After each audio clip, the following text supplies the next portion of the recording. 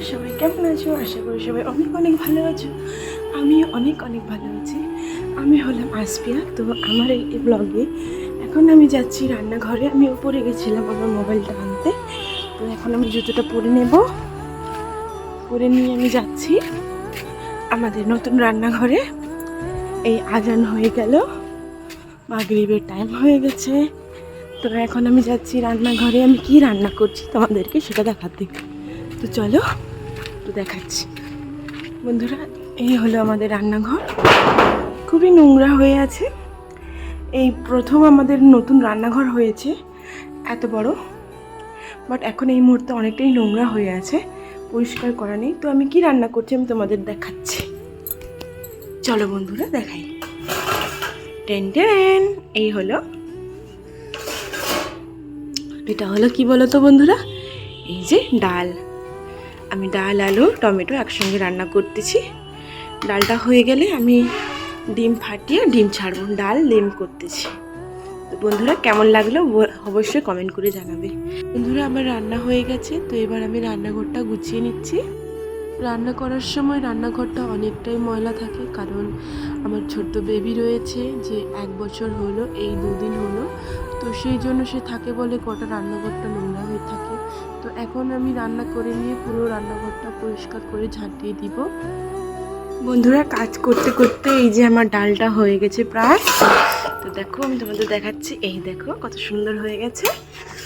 অবশ্যই চুলোতে রান্না করলে খাওয়ার দাওয়ারের টেস্টই আলাদা হয়। আমাদের বাড়িতে প্রায় চুলোতেই রান্না হয়। এই দেখো বন্ধুরা খুবই সুন্দর হয়েছে। আমি এই ফ্যানটা ফেলাতে যাব আমার একজন কাকিমার বাড়িতে, আমার বলতে কাকি শাশুড়িমার বাড়িতে।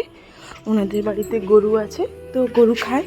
তো আমি ওইখানে যাবো, ওই যে ওই বাড়িতে। চলো ফ্যানটা ফেলে দিয়ে আসি। তো বন্ধুরা ফ্যান ফেলে দিয়ে এসছি। তো চলো আবার রান্নাঘরে যাই।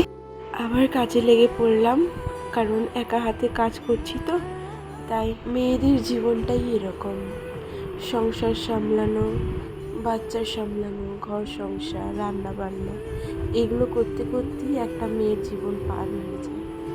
তো আমিও সেরকম মাকে দেখে এসেছি, নিজের শাশুড়ি মাকে দেখেছি। তো আমিও একজন মেয়ে আর 5টা মানুষের মতন।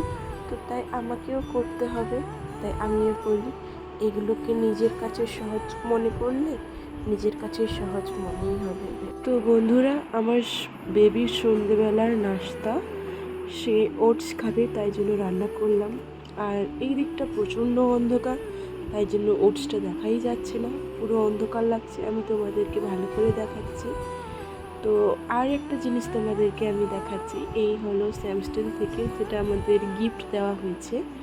আজ একটা মিটিং ছিল আমাদের কোম্পানি থেকে, তো তারা আমাদের এটা দিয়েছে। তো তোমাদের খুলে দেখায় কী কী দিয়েছে। এগুলোর আমি নাম জানি না, বাট তোমরা তো জানবে, আমি দেখিয়ে দিচ্ছি। এই যে এই দুটো খন্তির মতন দিয়েছে, আর রয়েছে এইগুলো খুবই সুন্দর। আর দিয়েছে বন্ধুরা মিষ্টি। তো তোমাদের দেখাই মিষ্টির প্যাকেটটা, খুব সুন্দর মিষ্টি দিয়েছে, অনেক সুন্দর। তো এর মধ্যে আমি একটা মিষ্টি খেয়েছি, যেটা হলো গোল মালপোয়া। তো ওটাই আমি খেয়েছি। বন্ধুরা আমার ব্লগটা ভালো লাগলে একটা লাইক দিয়ে পাশে থাকবেন। তো সবাই ভালো থাকো, আল্লাহ হাফিজ।